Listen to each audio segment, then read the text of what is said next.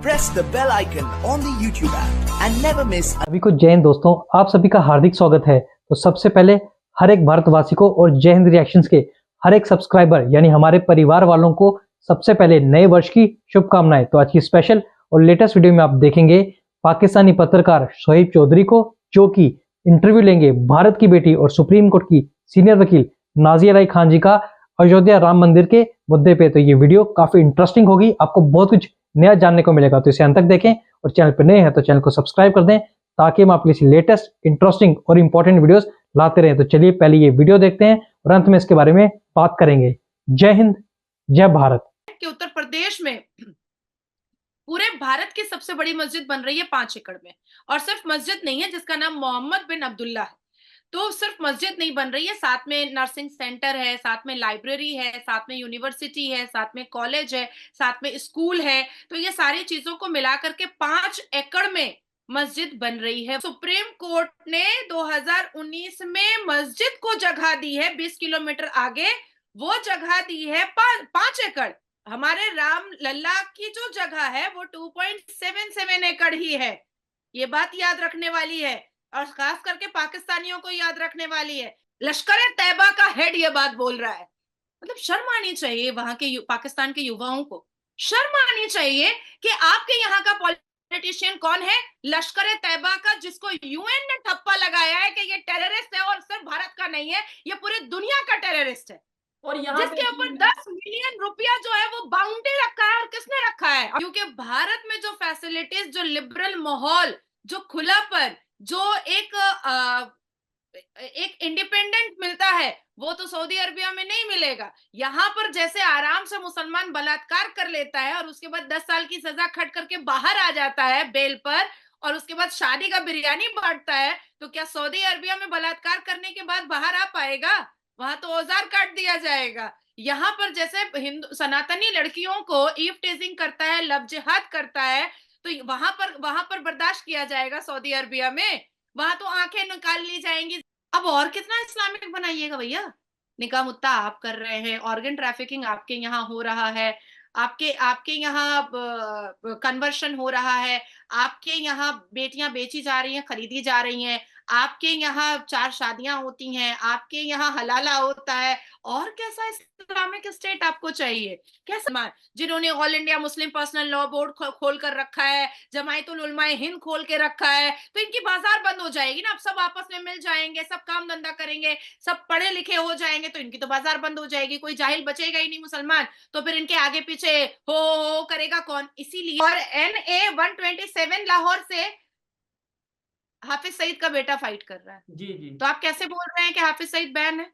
ये आपका ही है। दुनिया का सबसे बड़ा कुरान पाक। और ये चीज मैं देखने वालों के लिए क्लियर करता चलूं कि यूपी एक ऐसा एरिया है इंडिया का, एक ऐसी स्टेट है जिसके बारे में पाकिस्तान में ये मशहूर है कि वहां का जो सीएम है योगी जी, वो बहुत ही एंटी मुस्लिम है, वो आरएसएस को प्रमोट करता है, मुसलमानों पे जुल्म करता है। इसलिए इस टॉपिक को डिस्कस करना बहुत जरूरी है कि ये वही स्टेट है, ये वही सीएम है जो अब इंडिया की सबसे बड़ी मस्जिद बनाने जा रहे हैं वहां पे। ये वही सीएम है जो हिंदू मुस्लिम को इक्वालिटी इस तरीके से दे रहे हैं कि एक साइड पे Guinness book of world record में नाम आ रहा है एक मजहबी प्लेस के हवाले से, और दूसरी साइड पे दुनिया की सबसे बड़ी कुरान पाक वहां पे मौजूद होगी। नादिया जी क्या कहना चाहेंगे?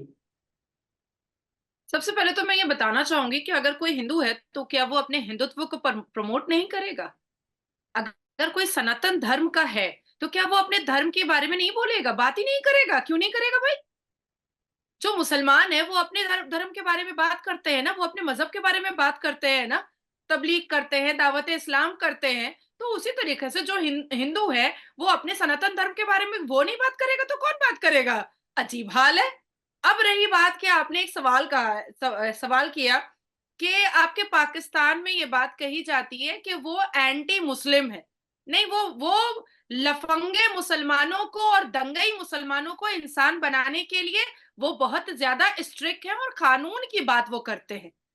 कानून को मानने के लिए वो पहले कहते हैं, जब नहीं मानता है, क्योंकि मुसलमान ऐसे भी कानून नहीं मानता है, तो कानून जब नहीं मानता है तो वो स्ट्रिक्ट एक्शन लेते हैं। अब जाहिर सी बात है कि जब हमारे घर में छोटा बच्चा होता है, एक बार डांट दो नहीं समझता है, दूसरी बार डांटो नहीं समझता है, तो थप्पड़ लगाना ही पड़ता है, क्या नहीं करो।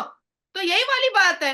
अब पत्थर मारेगा, बलात्कार करेगा, लड़कियों का दुपट्टा खींचेगा, लड़कियों को उठा करके ले जाएगा, जबरदस्ती कन्वर्शन करवाएगा, जबरदस्ती लव जिहाद करेगा, तो ऐसे में कानून को तो सख्त करना ही पड़ेगा ना, कानून को तो सख्त करना ही पड़ेगा।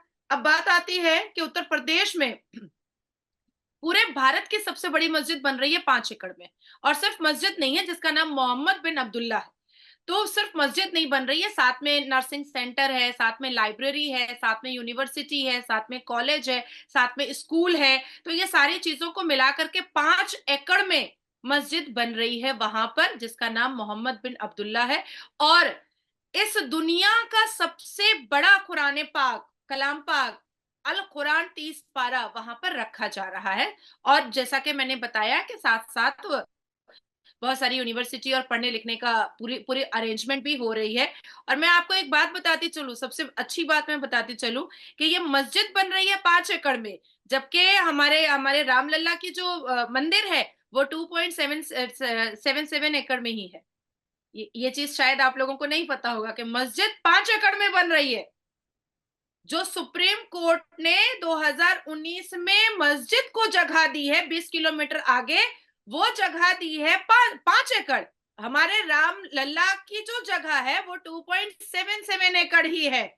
ये बात याद रखने वाली है, और खास करके पाकिस्तानियों को याद रखने वाली है। देखिए शोएब, ना ही हमारे भारत में कभी भी मस्जिदों को बम से उड़ाया गया है, ना ही हमारे भारत में कभी मस्जिदों को डिमोलिश किया गया है, ना ही हमारे भारत में नमाज पढ़ते वक्त किसी के ऊपर बमबारी या गोलीबारी की गई है। कभी ऐसा नहीं हुआ है।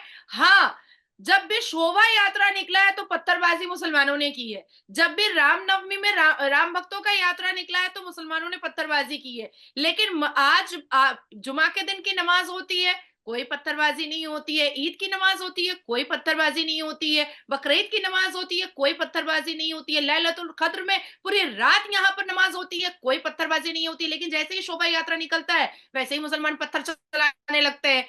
तो यहाँ पर देखिए, एक तरफ आप सोचिए कि ये भारत के 82.7% सनातनियों के लिए बहुत बड़ा इम्तिहान है कि इस हिंदू राष्ट्र में, भारत में 82.7% सनातनियों के होने के बावजूद भी इन्होंने 2 डेकेड लड़ाई लड़ी राम अयोध्या की जगह को वापस लेने के लिए। 2 डेकेड लड़ाई लड़ी और शांति से। नारे तकबीर का नारा मुसलमान लगा रहे थे, उद्दमबाजी मुसलमान कर रहे थे, उछल कूद मुसलमान कर रहे थे, पर सनातनी नहीं कर रहे थे। लाठी चलाना मुसलमान कर रहे थे, भाला चलाना मुसलमान कर रहे थे। 1992 से मुसलमानों ने भगदड़ मचा के रखा था, लेकिन सनातनी जो है वो कंटिन्यूअसली सिर्फ और सिर्फ कानून पर भरोसा कर रहे थे। और मैं आपको एक और बात बता देना चाहती हूँ कि आजादी से पहले ही ये डिस्प्यूट स्टार्ट हो गया था। 1858 में और 1885 में ही इसका सबसे पहला केस जो है वो ब्रिटिश के कानून में ही, ब्रिटिश के कोर्ट में ही ये दायर हो चुका था। तो भाई, जिस भी मुसलमानों को ये प्रॉब्लम थी वो आजादी के वक्त जा सकते थे पाकिस्तान के, भाई यहाँ पर तो राम अयोध्या विराजमान होंगे, राम अयोध्या की यहाँ पर मंदिर बनेगी, क्योंकि डिस्प्यूट तो आजादी से पहले की थी। मैं आपको एक चीज और बता देती हूँ कि the legal fight began in 1885 को। ये हुआ था फैजाबाद कोर्ट में, पहला जो केस फाइल हुआ था 1885 में, सीरियल नंबर 61 और केस नंबर 280। मैंने आपको केस भी बता दिया, वो भी 1885 का। तो जिसको भी दिक्कत थी वो आसानी से पाकिस्तान का रास्ता मोड़ सकता था। और आज भी अगर किसी को दिक्कत है, अगर जोड़ा अवैसी के साथ साथ और भी मुसलमानों को लगता है या पाकिस्तानियों को भी लगता है कि नहीं भाई भारत में मुसलमानों को बहुत तकलीफ दी जा रही है, तो भाई आप लोग वीजा भेजिए, हम लोग भेज देंगे। आप लोग वीजा भेजिए, बल्क से भेजिए, हम भेजने को तैयार है। मैं नाजिया इलाही खान ये जिम्मेदारी उठा रही हूँ कि पाकिस्तान से जैसे जैसे वीजा आएगा वैसे वैसे मैं अटारी बॉर्डर जाकर के छोड़ूंगी। मैं अल्लाह की कसम खा के कह रही हूँ कि मैं छोड़ूंगी। जय श्री राम दोस्तों, आशा करता हूँ कि वीडियो को आपने अंत तक देखा होगा और हमेशा की तरह नाजिया इलाही खान जी का दमदार और बेबाक अंदाज आपको काफी पसंद आया होगा। और इस वीडियो में आपको कई सारे नए फैक्ट्स जानने को मिले होंगे। तो जैसे कि आपने देखा कि भारत की बेटी नाजिया खान जी ने बात की हम सबके प्रिय राम लल्ला के बारे में, यानी अयोध्या राम मंदिर के बारे में, जिसका हर भारतवासी खासकर हर सनातनी को इंतजार है 22 जनवरी का, जिस दिन हमारे राम लल्ला पधारेंगे और ये हम सब के लिए एक भव्य दिन होगा। तो आशा करता हूँ वीडियो आपको काफी पसंद आई होगी और आपने देखा कि कैसे अयोध्या राम मंदिर के नाम काफी सारे गिनीज वर्ल्ड रिकॉर्ड्स भी हैं, जो कि हर एक सनातनी के लिए गर्व की बात है। तो इसके बारे में आपके क्या विचार है? आप अपने विचार हमें कमेंट सेक्शन में लिखकर जरूर बताएं और एक बार फिर चैनल पर नए हैं तो चैनल को सब्सक्राइब कर दें ताकि हम आपके किसी लेटेस्ट इंपॉर्टेंट और इंटरेस्टिंग वीडियोस लाते रहे। तो चलिए फिर मिलेंगे ऐसी किसी जबरदस्त वीडियो में, तब तक अपना ध्यान रखिए। जय हिंद, जय भारत।